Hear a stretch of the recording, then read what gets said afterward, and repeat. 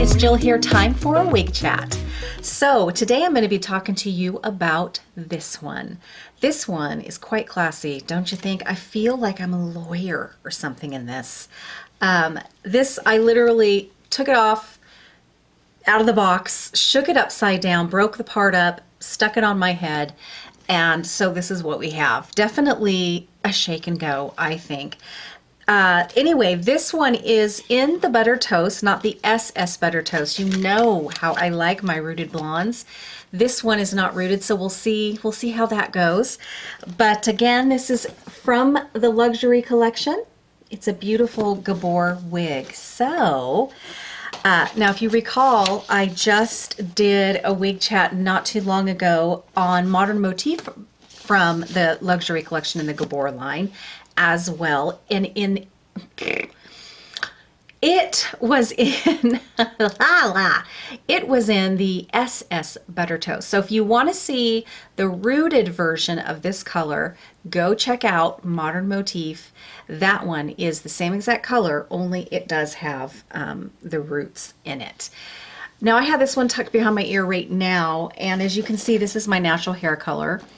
And that's why I kind of prefer to have, well, there's a couple reasons why I really love to have rooting in my wigs. One is I think it just brings home the realism, you know, that it's not a wig and that it could be your real hair. And two is I do always pull out my real bio hair on the sides of my wigs. And even though I will have to do root powder over it, because I do have root powder on, because I went to work today and wore a wig, but I do tend to tuck my wigs behind my ear at some point, and without a root up here, it just looks a little weird, but that's the way it's going to have to be. So I usually start out showing you what the cap looks like. Today, I will be showing you what the cap looks like, but I just kind of was excited and I rushed home from work, made dinner, ate, stuffed my face, and I was starving. And I thought that I just can't wait any longer and I wanted to put this one on. So, yeah, isn't she classy? Look at this sweep. Oh, I love that sweep. It is very classy. Appropriately named high society for sure. So before I go any further, let me untuck this one here. Now I can tell you one of the things that I'm not overly fond of is the kind of really definite under turn of the hair all the way around. I just think it's a little too coiffed for me. But let me show you what it looks like. This is going to be the left side. I'll talk about the cap construction here in a little bit. But this is the left side. I have not put any dry shampoo on this at all. Literally just took it out of the box and shook it upside down. Got it on my head and kind of combed through the part, that crisscross part. This is the right side. And if I can, this is the back. It has these kind of little longer pieces back here. That's not my hair. That is definitely the wig. You know, that's kind of those little nape kind of hairs down here. Kind of gives the illusion of sort of a stacked bob, but it's not. Let me show you the back a little bit more while I kind of do that maybe with it a little bit.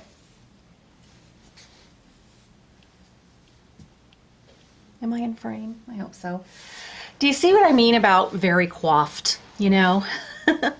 Also, I have, you know, with my kidney stone ordeal, I did lose a little bit of weight with that for those last couple months before.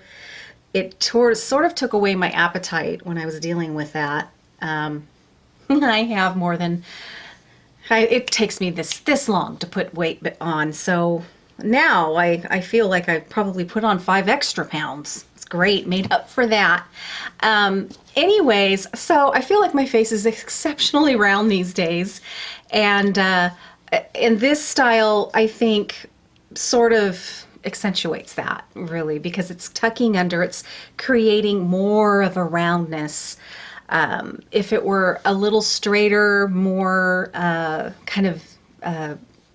it's more severe, I guess, not so soft and rounded, I think it would help. But this is not a heat defying fiber, so I cannot straighten that. But you know what? I feel like that's okay. I can work around it, and it doesn't bother me to the point where I think I hate it or anything. It's just kind of curves right in a place that's not the best for me.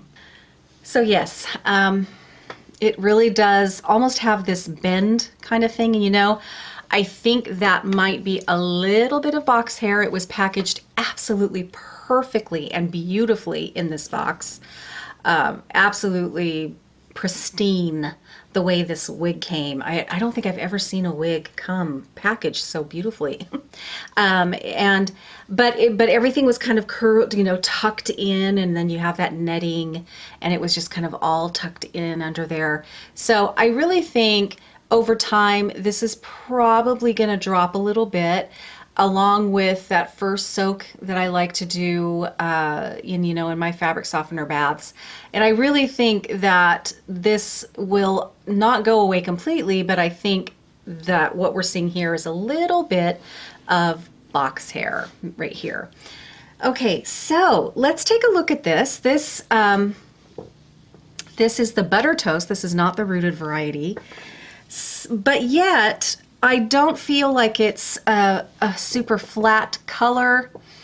I think out of all the non-rooted blondes that I have had, and I have had a few because I have sent some back that you've never seen that didn't quite make the wig chat cut. I have to say that this one, I think I could work with it. To me, probably because of maybe the colors that are used in this blend, I feel like there's sort of like a faint hint of a sort of root. So it doesn't really bother me too much. Would I rather have a rooted SS butter toast? Yeah, because you know the way I am with my rooting and stuff. So the other reason why I do like a little bit of a root is because to me it's, I don't know. Some of you would say, no, it's softer, Jill, around your fair skin to not have that dark brown, you know, sitting right up against your skin. And while that is probably true, on the other hand, I feel like having that lightness almost kind of washes me out a little more. A lot of it could be that I'm just not used to it, because I'm not used to that. I'm not used to seeing that light against my skin right there where the wig touches, you know, my actual skin. So shall we take a look at the wig cap on her? Okay, so I thought it would be appropriate to put on Mina here while we look at the wig cap, because really what prompted me to put this one on my wish list is after I tried Mina here, and I thought, wow, this to me, this looks like, no, this is not an angular bob or anything like that, but I wanted to see what a shorter true bob would look like and how that would feel.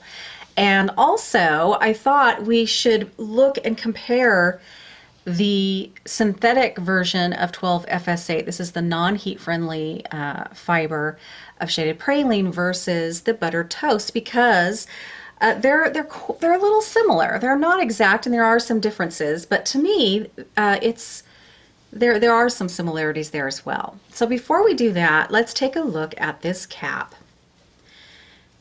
Okay, so this is a machine wefted cap, as we can see here. So machine wefted throughout. This has a lot of stretch. It is a comfortable cap. I do find that these fit just a tiny bit smaller than my John Renault wigs that are, you know, similar cap construction.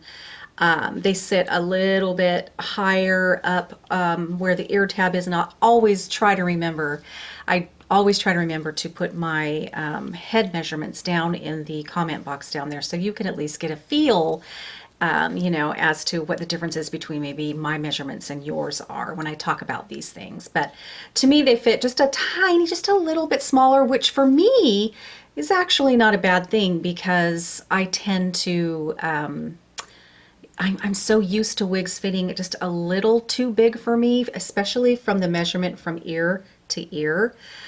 So they tend to fit lower down to my ear. I usually get good coverage, but it's a false sense of what really a wig should do. So these fit me really well, the Gabor wigs. So cap construction, let's look at the top here. We have a left side mono top, and we have some permatease here on the side. Now, I mean, I say that, but it's very little, very, very little. Usually to me, the giveaway of permatease, if you can't feel it, are these little diamond kind of stitch marks that you see that are just like asterisks almost, you know? And I do see those there, and then I try to feel, it's like, man, I don't feel any permatease there. But there must be a little tiny bit just to keep that hair from sticking to the cap. Anyway, this is a nice generous size part, and it goes all the way back to the crown. And there's enough here where you can play with that part a tiny little bit in here. So we have the nice lace front. Now these are nice lace fronts, I have to say. To me, are they as good as John Renault? In my opinion, no. I love my John Renault lace fronts, but these are very good. Gabor wigs have a beautiful lace front, and there are plenty of you out there who are very veteran wig wearers who prefer Gabor lace fronts to John Renault. So it's a preference thing, it really is. These definitely are beautiful lace fronts, that is for sure. So we have, I want to say this is like a velvet material, and one thing I have to say that I notice with Gabor wigs is their metal stays aren't very strong, especially on this wig. I was having a hard time almost trying to keep that down close to my head, and so when I back combed a tiny little bit of, you know how I do with my bio hair, and I kind of really gently back comb a little tiny bit in with the wig, it kind of helps to seal that in. But I have noticed that. Also, there is not an extended nape down here, but this is that nice soft velvet material. We have the, you know, the Velcro strips there on the sides, and many of us prefer those over the kind of bra strap kind. So that is the cap construction, you guys. There it is. It's pretty basic. Really, I'm thrilled that there is a mono part at the very least. Of course, we all prefer the mono tops, but guess what? If we got that, it would be a lot more expensive. So it's it's priced accordingly. And I, for one, am thrilled that there is a mono part. So I think I've tried to show you before kind of the similarities of these two colors. As I'm looking in the mirror, to me, the version that we have here, which is the Butter Toast synthetic fiber and 12FS8 synthetic fiber, there's more of a similarity between those than the HD shaded praline and this color. Because to me, the shaded praline HD fibers, it's a little more beigey blonde than kind of the gold that we see. However, I would say this is still less of a gold blonde than many, many blondes that I have seen. I would say that with the exception of a few little hairs here in the very front, overall the shaded praline is still lighter. I would also say that trying not to include the rooting in this, this is more of maybe a dynamic color. There's a little bit more, probably because of the rooting and the darker coloring, there's just a little bit more of a dynamic look going on versus the Butter Toast. those of you who really know your stuff with the color and you know the numbers and what they represent, I'm getting to understand that a little bit more. I really haven't taken a whole lot of time in learning that. But I'm sure it would make complete and total sense to you and what those differences are if you broke down the numbers of these colors and how they've utilized them in these blends. But both colors are actually really pretty. I was really pleasantly surprised, very pleasantly surprised when I found Modern Motif and for the first time took a look at this buttered toast color. I fell in love with it and I really was super pleased about it. So let me get this back on so we can continue taking a look at High Society. Okay, adjusting these ear tabs. You know, Patty does the four-fingered kind of right where the brows are. 4 fingers should be about where your natural hairline should be. Mine's receded a little bit, so I can kind of bring it down a tiny bit. It's receded a tiny bit. I always, again, pull out this hair here on the side. I know this is not, you know, a rooted wig, but I still have to do that. I don't think I could wear a wig without doing that.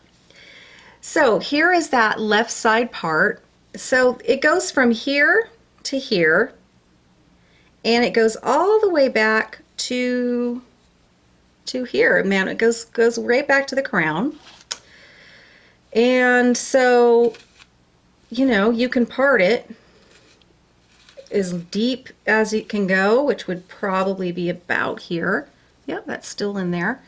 So if you really wanted to do a deep side part, you could.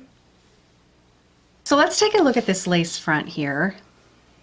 Now, if you were to kind of just look at it, you know, at a regular distance, because honestly, if somebody's going to be so close up to you to actually look and see the knots, I feel like they're really in your bubble and they need to go away.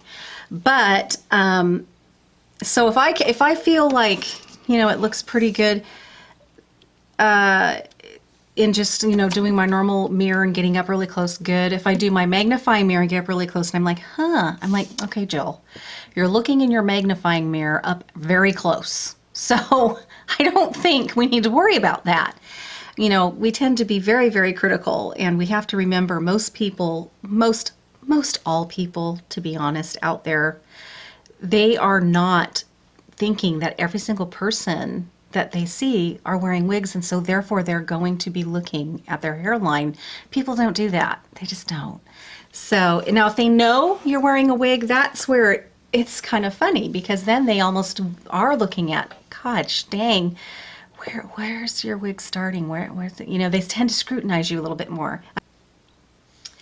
Okay, so I'm gonna wanna just, I have to put some kind of product in here because otherwise it's just gonna flop and fall, and just like Mina, it'll probably get a little on my nerves. So the fibers, I have to talk about the fibers a little bit because they're so pretty. These fibers are soft. They are very natural feeling and very natural looking. Is very believable. It's not too coarse for somebody like me whose natural hair is also very fine in diameter. So I have to say that the feel and realism of these fibers are really, really nice. Really, really nice. Okay, I just have almost an empty Jon Renau holding spray. So I'm just going to put some of this in here.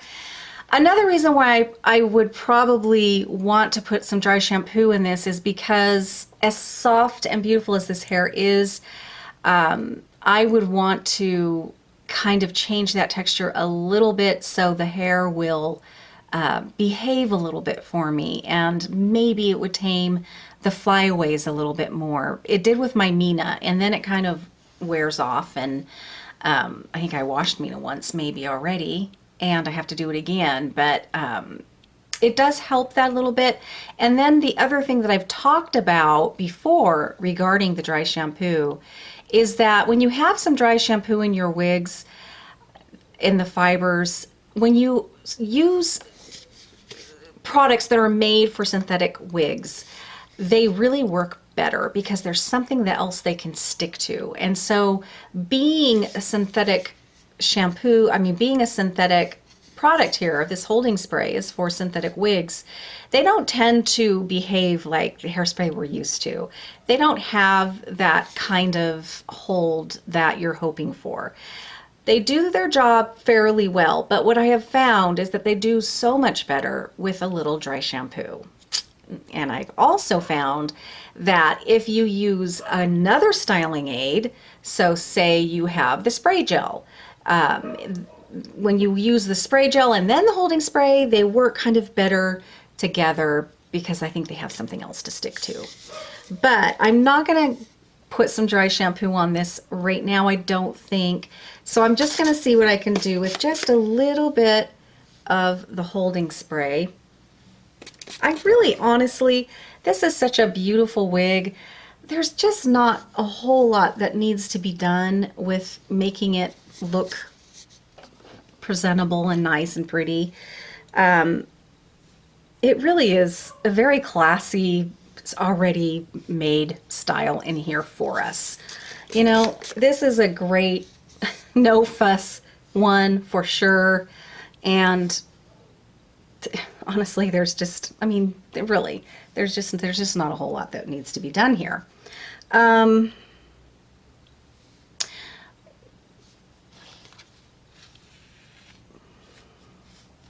think for me, I would want it to just kind of stay there all day, you know, kind of like what a hairspray would do. That's where this would be a little more helpful to have that happen. I've never, somebody asked me, have you ever tried to use regular hairspray on a synthetic wig? And if you have, what has it done? Has it ruined it? Did it come out when you rinsed it or washed it? Did it gum up the hair? Was it never the same again? And to be honest, I have never tried because I haven't wanted to take that risk. I just haven't wanted to do that. So no, I really haven't. And I'm really afraid to do that.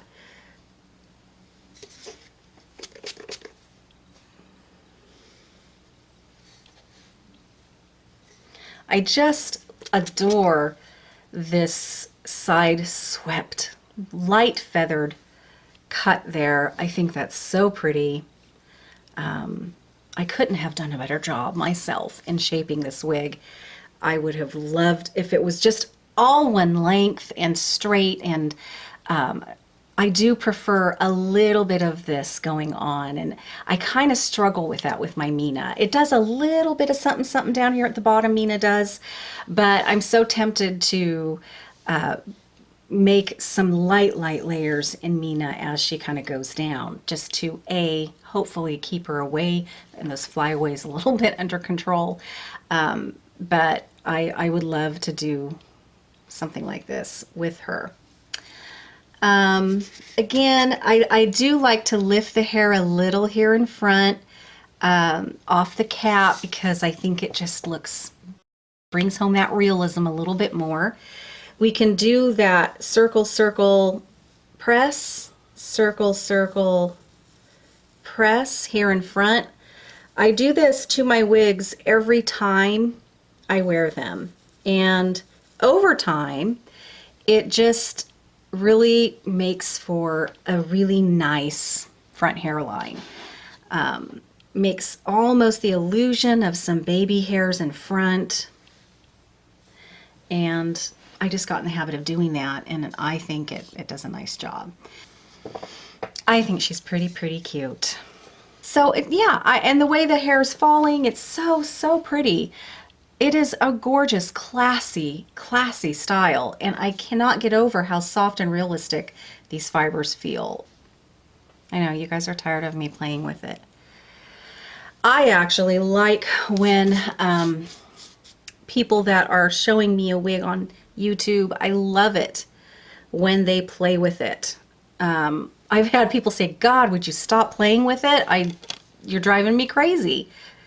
I'm sorry, but I'm looking at this wig for the first time on my head with you guys. And so I do play with it a lot. I really do. I know I'm constantly moving it around and looking, and I realize that, but that's the way it is. So this is a Gabor wig. It's High Society in Butter Toast right there.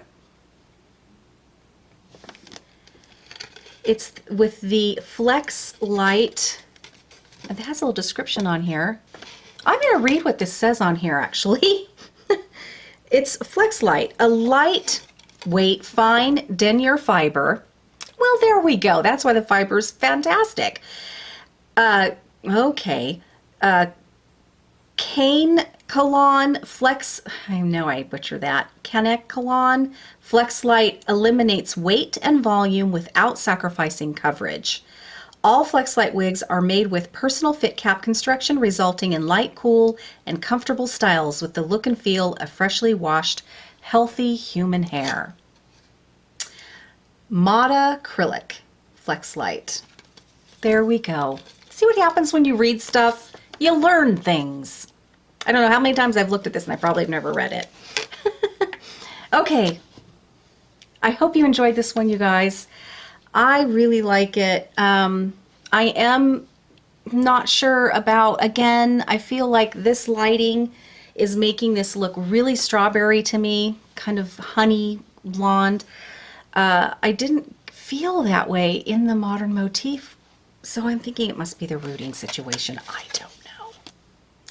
So this is Gabor, the luxury collection, High Society, Butter Toast. This is the non-rooted version of SS Butter Toast, which is what my modern motif wig is in. So if you want to see this color in a rooted version, check out my wig chat on Modern Motif. Okay guys, thank you so much, and until next time, stay young at heart. Bye-bye.